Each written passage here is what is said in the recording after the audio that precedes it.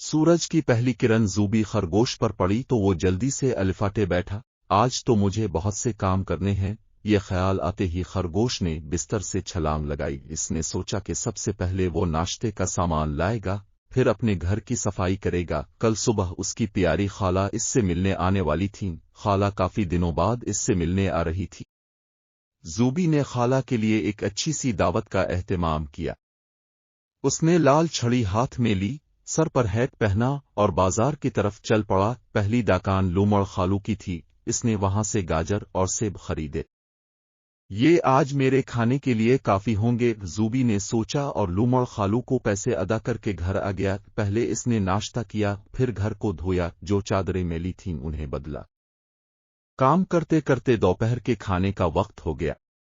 उसने खाना खाया। काफी काम निमट चुका था, बस अब उसे दावत का सामान लाना था। पहले इसे फूल खरीदने थे। वो तेज तेज कदम अलिफाटता जा रहा था कि अचानक इसके कानों में कराहने की आवाज आई। अरे, ये किसकी आवाज है? सूरज की पहली किरण ज़ूबी खरगोश पर पड़ी तो वो जल्दी से अलिफाटे बैठा। आज तो मुझे बहुत से काम करने हैं। ये ख्याल आते ही खरगोश ने बिस्तर से छलांग लगाई। इसने सोचा कि सबसे पहले वो नाश्ते का सामान लाएगा, फिर अपने घर की सफाई करेगा। कल सुबह उसकी प्यारी खाला इससे मिलने आने वाली थीं। खाला काफी दिनों बाद इससे मिलने आ रही थी। ज़ूबी ने खाला के लिए एक अच्छी सी दावत का एहतमाम किया।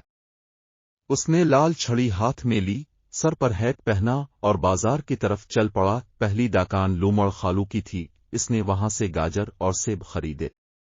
ये आज मेरे खाने के लिए काफी होंगे, ज़ूबी ने सोचा और लूमड़ खालू को पैसे अदा करके घर आ गया। पहले इसने नाश्ता किया, फिर घर को धोया, जो चादरें मैली थीं उन्हें बदला। काम करते करते दोपहर के खाने का वक्त हो गया।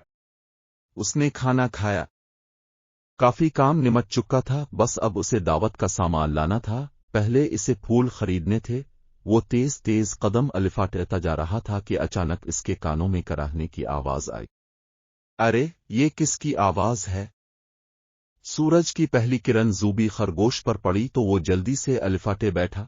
आज तो मुझे बहुत से काम करने हैं। ये ख्याल आते ही खरगोश ने बिस्तर से छलांग लगाई। इसने सोचा कि सबसे पहले वो नाश्ते का सामान लाएगा, फिर अपने घर की सफाई करेगा। कल सुबह उसकी प्यारी खाला इससे मिलने आने वाली थीं। खाला काफी दिनों बाद इससे मिलने आ रही थी। ज़ूबी ने खाला के लिए एक अच्छी सी दावत का एहतमाम किया। उसने लाल छड़ी हाथ में ली, सर पर हैट पहना और बाजार की तरफ चल पड़ा। पहली दुकान लूमड़ खालू की थी। इसने वहां से गाजर और सेब खरीदे।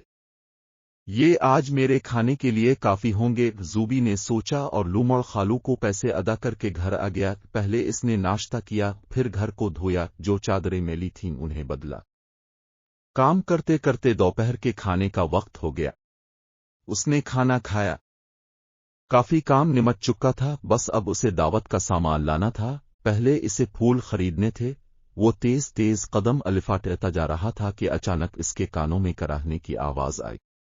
अरे, ये किसकी आवाज है? ज़ूबी चौंक अलिफाटे। इसने गौर किया और बोला, ये आवाज तो गीदड़ के घर से आ रही है। वो फौरन गीदड़ के घर में दाखिल हुआ।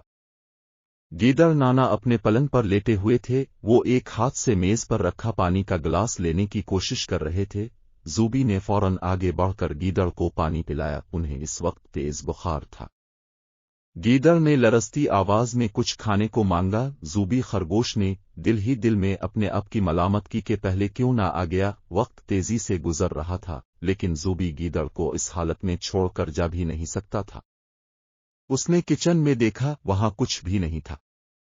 वो फौरन बाजार से गोश्त लेकर आया और गीदड़ नाना को खुला दिया। इसके बाद वो डॉक्टर के पास पहुंचा। काफी वक्त गुजर गया। धूप भी बहुत तेज थी। भालू के क्लिनिक पर मरीजों का काफी हुजूम था। मजबूरन वो कतार में खड़ा अपनी बारी आई तो उसने डॉक्टर भालू को गीदड़ की हालत के बारे में बताया। डॉक्टर ज़ूबी चौंक अलिफाटे। इसने गौर किया और बोला, ये आवाज तो गीदड़ के घर से आ रही है। वो फौरन गीदड़ के घर में दाखिल हुआ। गीदड़ नाना अपने पलंग पर लेटे हुए थे। वो एक हाथ से मेज पर रखा पानी का गिलास लेने की कोशिश कर रहे थे। ज़ूबी ने फौरन आगे बढ़कर गीदड़ को पानी पिलाया। उन्हें इस वक्त तेज बुखार था।